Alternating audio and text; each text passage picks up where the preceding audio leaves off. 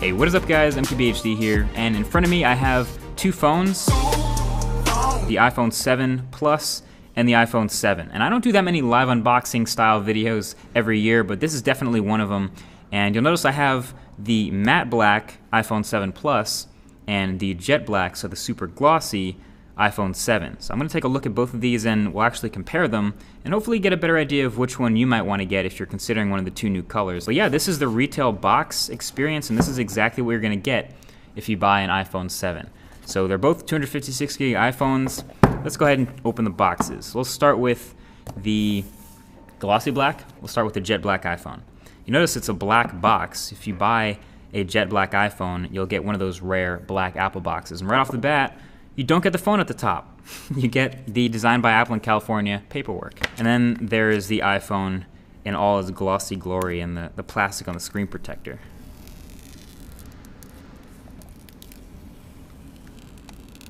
And that is about as fingerprint free as this iPhone will ever be, but there it is. And we'll go ahead and put this on the side and see what we get in the box. Number one, you get your ear pods, not AirPods. These are your lightning attached earbuds. Well, first of all, here's your dongle, your adapter. This is your lightning to 3.5mm headphone jack adapter. And it's $9 if you lose this, but it's sold in the Apple Store. And then yeah, these are your lightning earbuds. You can see with the lightning connector right there. You will get a lightning cable to connect to your computer, connect to iTunes if you ever decide to do that, and your wall adapter. So let's go ahead and move on and get the matte black iPhone out the box, because I have a feeling it's going to look very similar inside, but let's go ahead and make sure. So again, no phone at the top, paperwork. Move that to the side, and you get the iPhone. So matte black obviously looks super clean as well.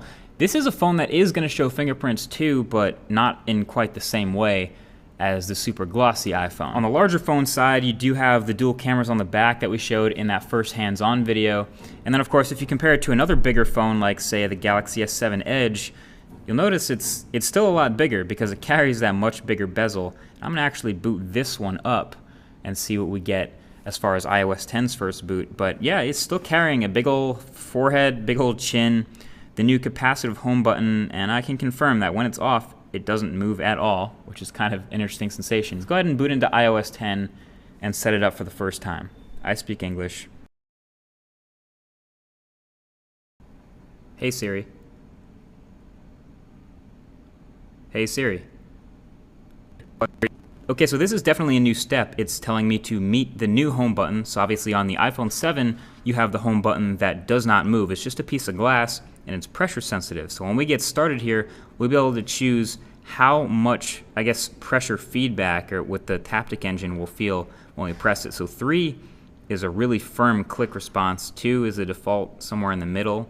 The whole phone seems to be vibrating still, but it doesn't quite replicate a normal press. And then 1 is really light. That's almost like I don't know if I'm pressing it or not.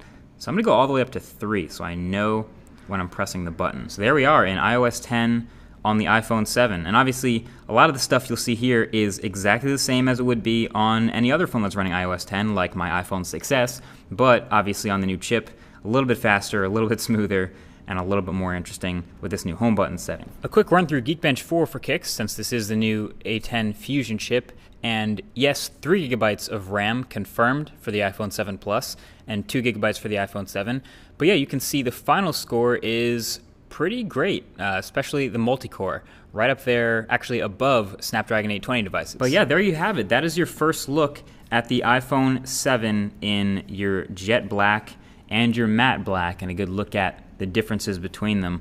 Honestly, if you're having trouble picking, I would just go the safe route with the matte black. This is almost like a special edition phone at this point. If you haven't seen it in person, check it out in a store. You're gonna see the fingerprints and the scratches and things like that. But yeah, that's the unboxing experience, and that's what comes in the box, and that's what you'll find if you order a new phone from Apple this week.